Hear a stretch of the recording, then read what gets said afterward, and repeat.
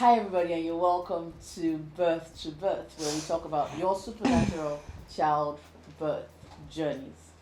My name is Ekene Gede, and today I have the most amazing guest here in the studio.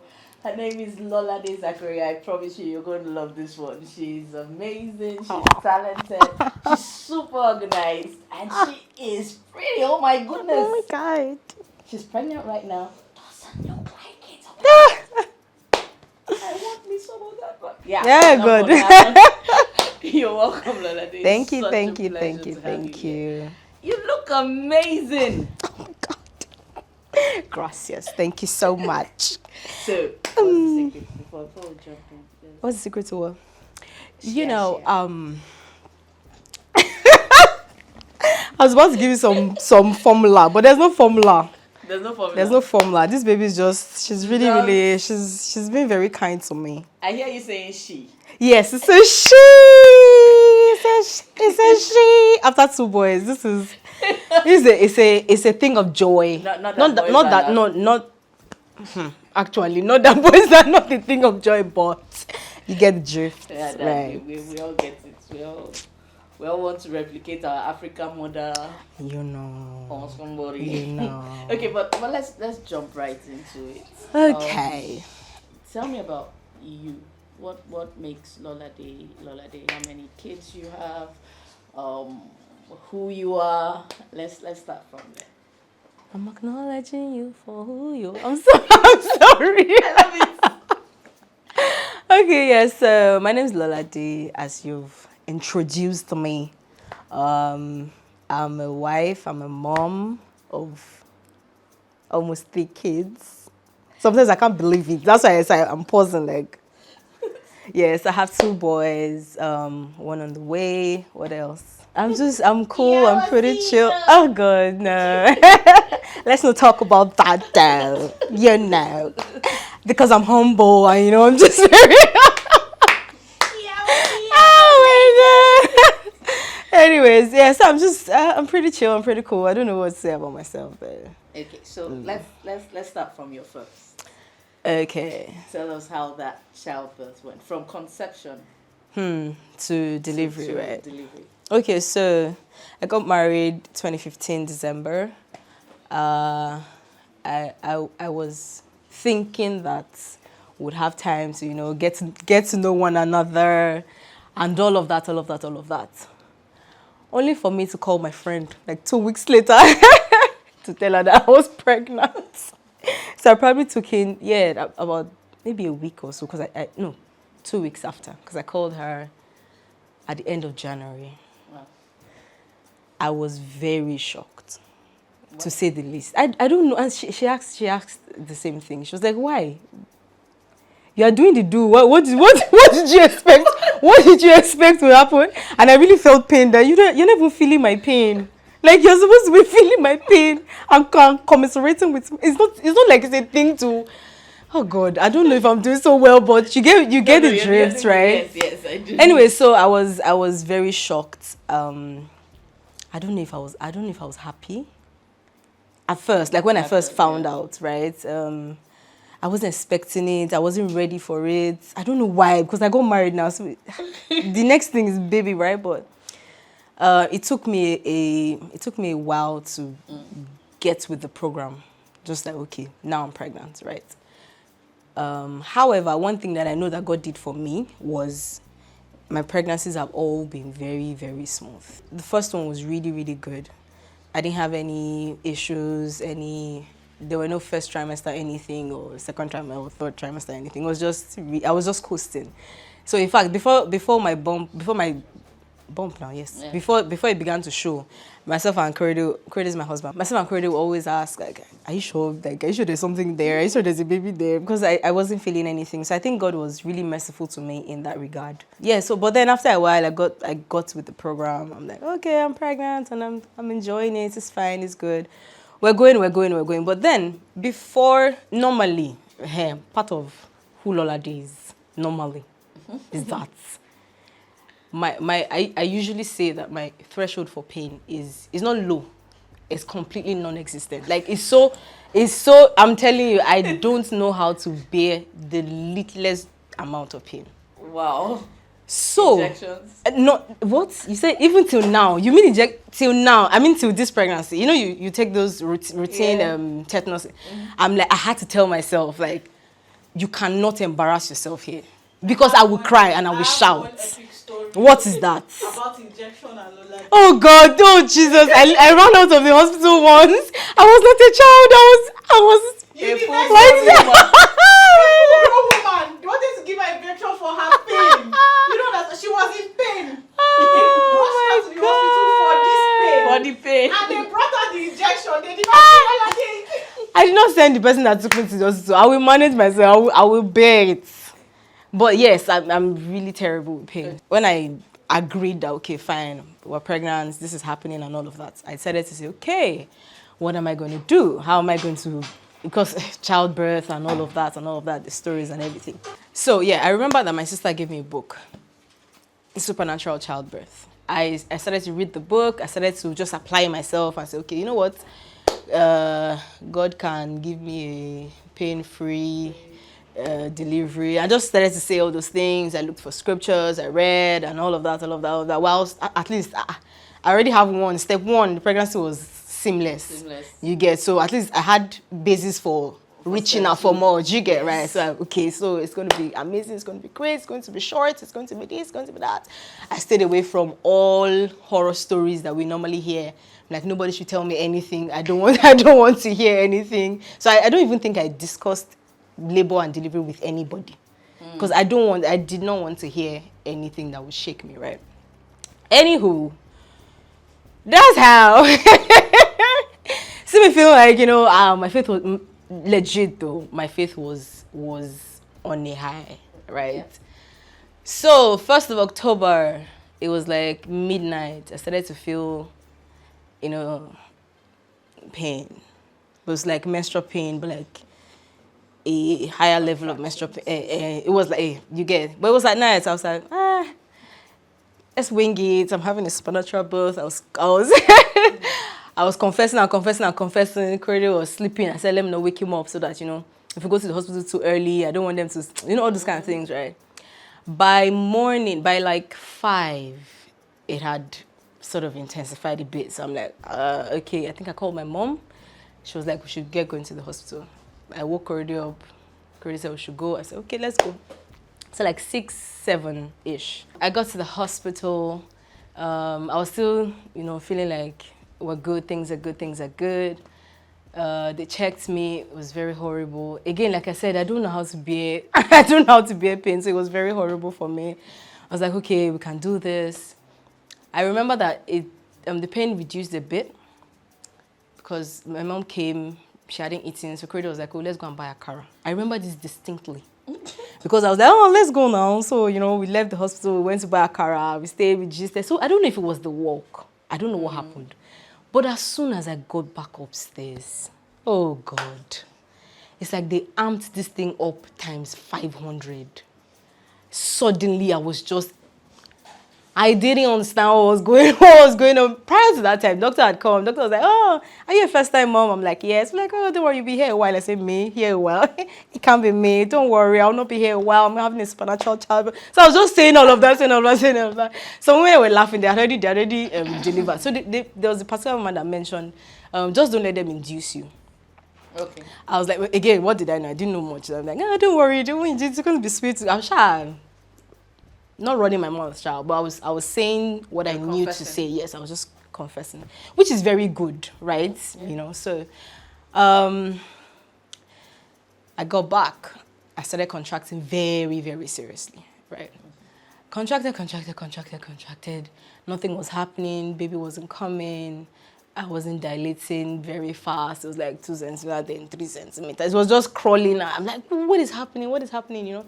But then all through, I think that what my whole 9 months of gathering faith, right, what it did for me was that even though I believed God for something, I believed God for a particular outcome, but the first thing that happened in my heart was that I believed God. I believed that God is good and God was with me through the journey. Right. You get, so I feel like that was the major thing that was deposited to me whilst I was confessing and building and reading scriptures and all of that. You get, so I wasn't disappointed afterwards, because Corey was really concerned that, you know, when you're a believer for something and then it didn't happen the way you thought, that I'll have questions. So I didn't have questions. I didn't have questions for God at all. Do you get? Because the main thing that happened in my heart was that God was with me.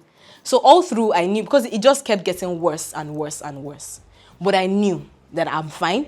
I'm going to be fine. My baby's going to be fine. Right. So that was my QED. That was the beginning and end of it for me. Regardless of how this is going to happen. Because at this point, by evening, it was already looking like, okay, we're here for a battle. Like this is a warfare. You get? But I knew that I was going to be fine. Right? So they induced me twice. They didn't just induce me once. Because it pained me. They induced me 2 times. Twice. The first one did not work. Nothing happened. But the pain was mad. Okay. Whoa. But kudos to me. I did not scream. If you know me, you know me very well. I didn't scream. I didn't shout the hospital down. I wasn't one of those. I'm not saying that it's bad to scream. Oh. Please, it's just my own this thing. But I shall Being who you are. Being who I am. I had myself. I shall know that if I don't scream once, it's over. You have scattered. So it was like I was just gathering myself, just holding myself in one piece, so that I could keep my eyes on God. You get. So at the point, actually, there was one point I really remember very well. I was tired because I'd been laboring for such a long time, right? And nothing was happening, so I was tired. It was like maybe 5-ish. The nurse was there, my husband was there, my mom was there. So I just said, I'm tired. If you see the way they all, don't say you're tired. Don't say you're tired. I said, did I say I'm dying? I did not say I'm tired. I say I'm tired. I should not say I'm tired again. I'm like, in a labor room, I'm tired. I apparently, I said, that's I'm tired. No, see, you should calm down. Just say I'm tired. I'm tired. That's all. You know, so went on and on and on. By evening, I think my husband was already contemplating just us doing CS. So another thing that was happening was labor was, for lack of the actual word, it was going back and forth. So I'll dilate 5 centimeters, but next time they check is 4.5. Next time they check is 6. The next time they check is 5. You know, so that was very weird. Yeah. You know, because even at a point, the nurse that checked had to call another nurse. Then that one called the doctor. Because it was like, what's happening? Why checking dilation. So you can imagine how many times I was checked. Imagine, Curtis, I tore his shirt. I don't agree. It's a lie. I did not tear his shirt. Maybe just like 2 buttons out of the shirt. But I did not tear his shirt. Oh. You know, so, anywho, there was a point where the pain was really crazy. And I remember asking God, I said, God, what's happening?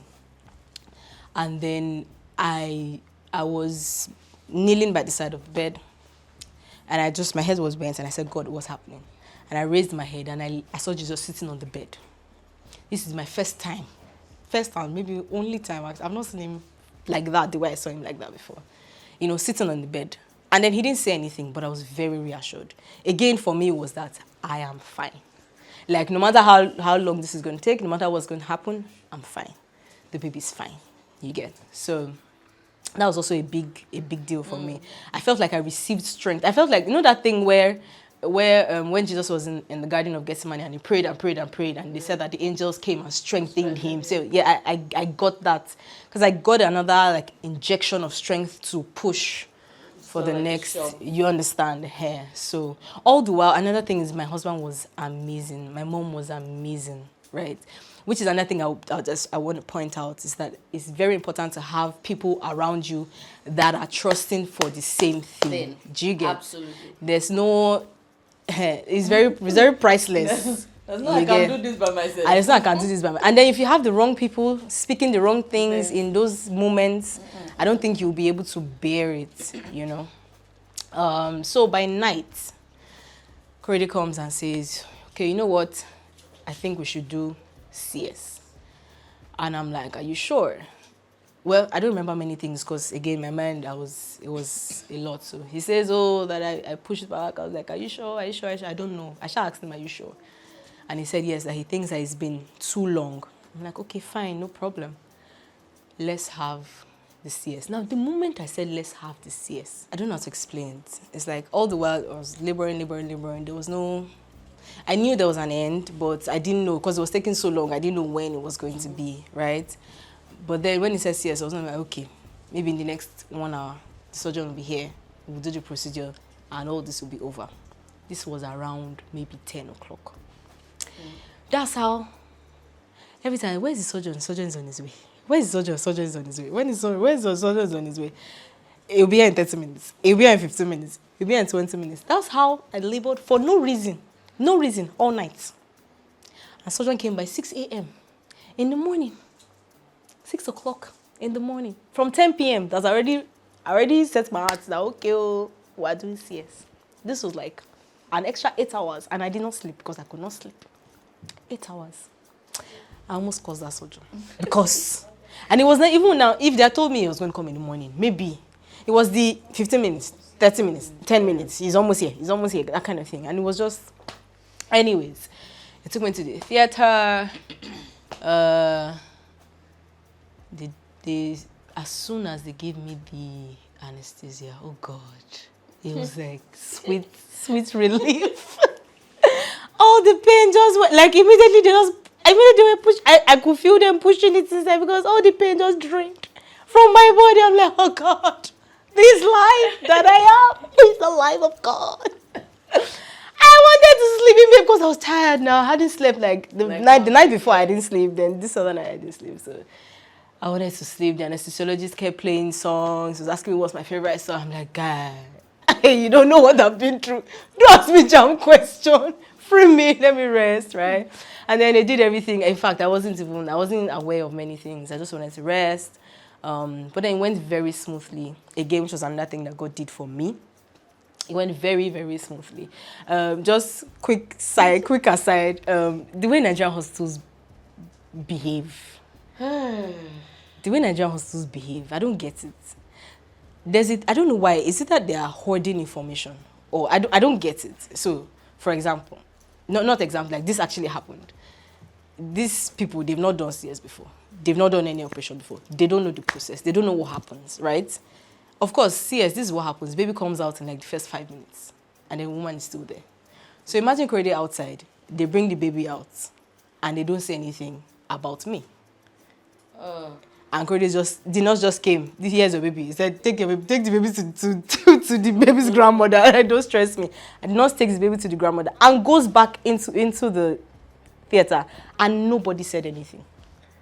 Corey said he was shaking. It's about Jesus Christ. Because it was like, what's happening? No, and they will come out. You know the way someone will come out, they'll just pass. Someone will go back. Somebody will come out. What's happening? And I was there for maybe like 45 minutes. So all that time. Eventually, they brought me out and everything was good. Everything was fine. Baby was perfect. He didn't have any... He was very hungry. He was just kept crying for food. I remember being very clueless. There was one time my mom left the hospital to go and maybe take a bath or something. She left myself, Korede, and Titi. I remember. Baby was not crying. Titi is your sister. Titi is my younger sister. Yes, sorry. Baby was not crying. The nurse now said, you people should feed him now. That's like 3 of us, 3 adults. 3 adults. I will talk about any zone 2 because any zone 2 was there when we got home. 3 adults don't know how to feed baby. How are we going to carry? Is it like this they used to carry? Is it like this? Because they say, how does your mommy do? I say, were you not there when she was doing me? I had CS and I was sleepy. I don't know. Were you not looking at that? Titi say, Abi is like this. Abi is like all of that. Abi is like this. Okay, we finally figured out how to hold you. How are we mixing? The nurse helped us mix. And she went, okay, how are we feeding him? A spoon and this thing. Is it small? Is it plenty? What quantity should be in the spoon? It was just we were just confused. All of us, we didn't know what to do. When we got home, let me now cast any. My mom now said, oh, myself and Annie is my Tiger Fire Rose of the team of the production. Of this production. Just so people know. The Tiger Fire Rose of this production. My mom said, you guys take the baby into the room and go and change his diaper. And we went into the room and both of us like, where's the front? Where's the back? How are you putting it? I tell you.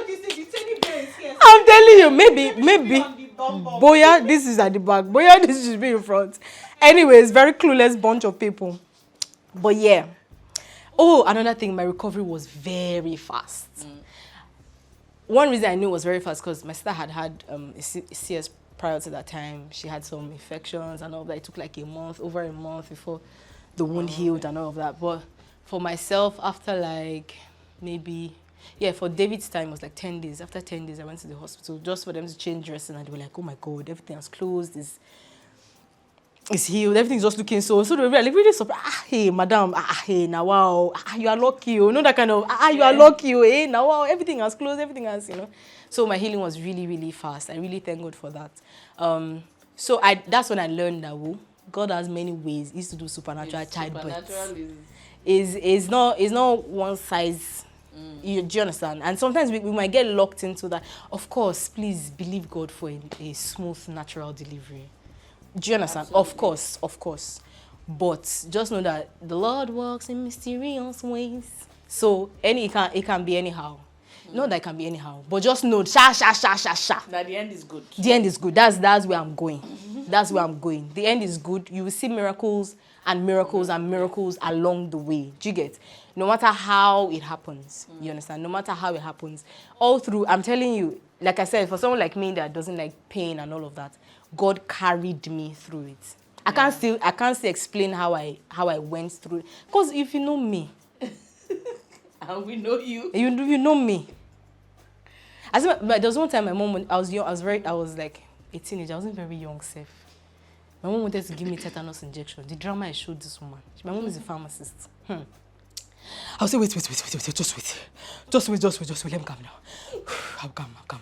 Okay. As soon as she just wait, please, just wait. Do you know what she eventually did? She gave me a bara. You know those sharp. So the shock of I'm too old to be. Why are you smacking me? I'm too old to be receiving. What was that? So the shock of this I just paused. It was in that split. How many seconds pause? She just quickly. She said, "I've not finished. I've not given no notice." I said, "Sorry, no, sorry." So yeah, I'm terrible with pain. So I want to ask a quick question before we go to number 2. Okay. Would you say that because you were trusting God for this specific kind of delivery, this specific kind of delivery, and for a lot of us Christian women, we've read the book Supernatural Childbirth, and we latch on to the painless of everything that the book says. Painless and short. The painless part we tend to latch on to, and so my question becomes: do you think that what God gave you, as intangible as it was in the delivery room, if you were to put it on a scale, would you have rather had a painless child? No. Or this? Because more than one thing that I'm hearing. It's a lot of things. And why the actual reason I'm saying no is because of this thing called the will of God and the script. There's how God has written my life to go. So there are sometimes, for example, if you go through hardship, and it is how God wrote it that you should go through this hardship, I wouldn't trade, because God is wise. I've concluded that God is very wise. Do you understand? So in my own wisdom, I would rather not have that hardship. But then God is wise. I might not understand why he took me through that hardship, but I've concluded that I would rather go through that path than have the easier. Even like afterwards, like you're asking, I would still have God take me through that journey. It was difficult for me. It wasn't easy, but I still trust God to take me through that journey, rather than having it my way or the way I thought I wanted it.